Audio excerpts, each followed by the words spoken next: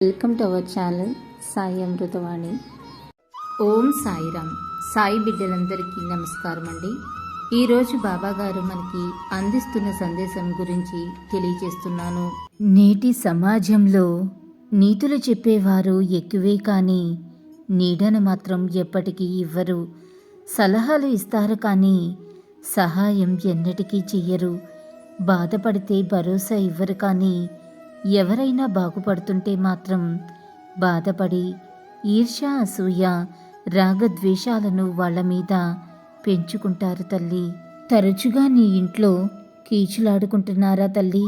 అయితే నీవు తప్పకుండా ఇలా చెయ్యాలి. ఏ ఇంట్లో అయినా సభ్యుల మధ్య సంబంధాలు, అనుబంధాలు సవ్యంగా ఉంటేనే మనశ్శాంతి ఉంటుంది. అటువంటి గృహంలోనే లక్ష్మీదేవి శాశ్వతంగా నివాసముంటుంది.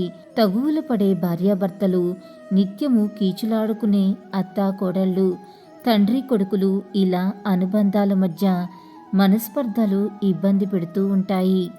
ఇంట్లో శాంతికి విఘాతం కలిగిస్తాయి.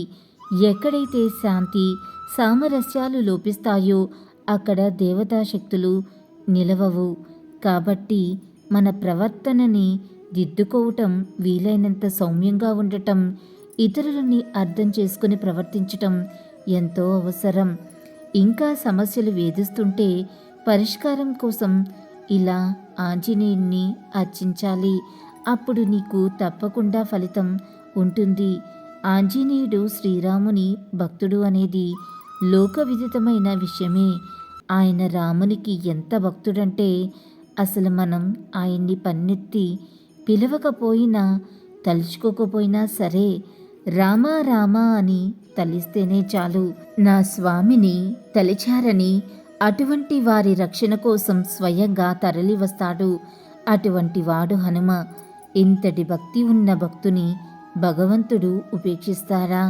హనుమని పూజించేవారింట ఆ శ్రీరాముడే కొలువుంటాడట.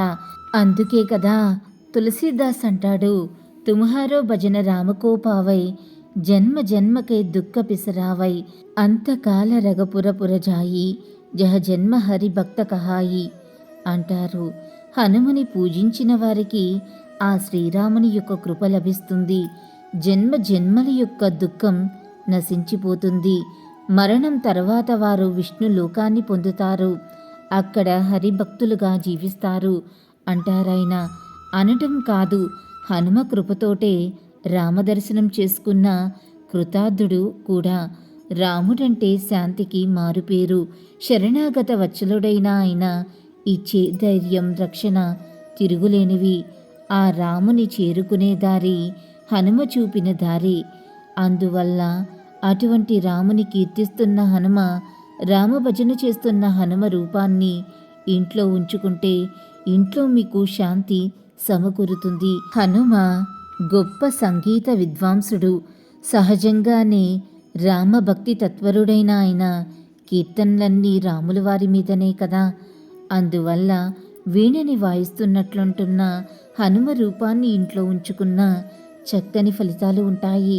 కుటుంబంలో చిలికి చిలికి గాలివానల్లాగా మారే కలహాలు ఉపశమిస్తాయి.